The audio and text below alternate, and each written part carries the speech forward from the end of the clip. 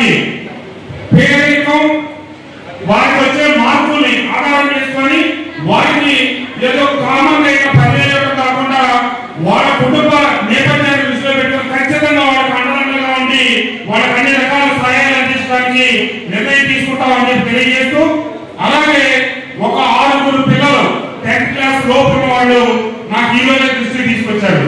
వాళ్ళకి తల్లి తండ్రి ఇద్దరు లేని అనాథ పిల్లలు వాళ్ళ అమ్మమ్మ దగ్గర పెద్దమ్మల పెద్దమ్మ దగ్గర లేదా మేనమామ దగ్గర చదువుకుంటా ఉన్నారు. ఆ పిల్లలు అందరం వాళ్ళు విద్య ఏ రకంగా చదువుతున్నారన్న పరిశీలించి చదువు మీద కనుక ధ్యాస శ్రద్ధ ఉంటే కనుక వాళ్ళలో 3 నేను స్వయంగా నా సంస్థ తరపున దత్తత తీసుకొని వాళ్ళకి కావాల్సిన చదువుకయ్యే మంచి చెడు వాళ్ళ పుస్తకాలు వాళ్ళ పాటలు అన్ని బాధ్యత నేను తీసుకుంటాను. మిగతా 3 మటుకు మన సంఘం నుంచి బాధ్యత ఎవరో కూడా తీసుకునేట్టుగా ఆ నిర్ణయం కూడా తీసుకుంటాం. వచ్చే సంవత్సరం నాటికి మైలవరం జగ్గేపేట నియోజకవర్గాల్లో తల్లిదండ్రులు లేని బిడ్డలు ఎవరైతే మన బిడ్డలు కమ్మ బిడ్డలు ఉన్నారో వాళ్ళందరికీ మనం చేయూతనిద్దాం.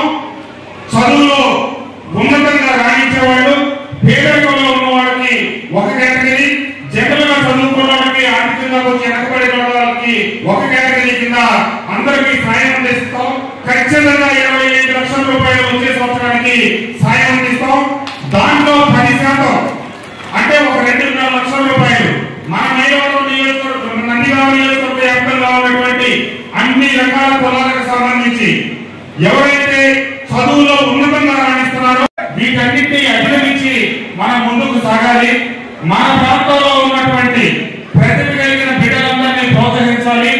కార్యక్రమాన్ని ఒక దిశ నుంచి మరొక దిశకు తీసుకెళ్లాలని లక్ష్యంతో పనిచేస్తా ఉన్నాం. గత 6 మాసాల క్రితం ప్రతిభ ఆధారంగా నియోజకవర్గంలో కులాలకు అతీతంగా 2.5 లక్షల రూపాయలు పెన్షన్లు ఇవ్వడం జరిగింది. ఈ రోజున కేవలం ఖమ్మం విద్యార్థులకి 13.5 లక్షల రూపాయలు పెన్షన్లు ఇస్తా ఉన్నాం. వచ్చే సంవత్సరం ఈ పెన్షన్ని 25 లక్షల రూపాయలకు పెంచబోతా ఉన్నామని చెప్పి ఈ సభాముఖంగా తెలియజేస్తూ, దీంట్లో చాలా మనం వర్క్ చేయాల్సింది ఉంది. ఎందుకంటే వెనకబడిన పిల్లలే కాకుండా స్కాలర్షిప్ పిల్లలతో పాటు ఆర్థికంగా వెనకబడి ప్రజలు ఉన్నటువంటి పిల్లలందరినీ వడపోసి వాళ్ళకి చేయూతను అందించాల్సిన అవసరం ఉంది. ఇప్పుడు జనరల్ గా అందరికీ అవకాశం కల్పిస్తే ఒక 135 అప్లికేషన్లు వస్తే 135 ముందు 10 లక్షలు అనుకున్నాం. తర్వాత మళ్ళీ కొంతమంది దాదాపు 2 రోజుల్లో 3.5 లక్షల రూపాయలు ఇచ్చినందువల్ల 13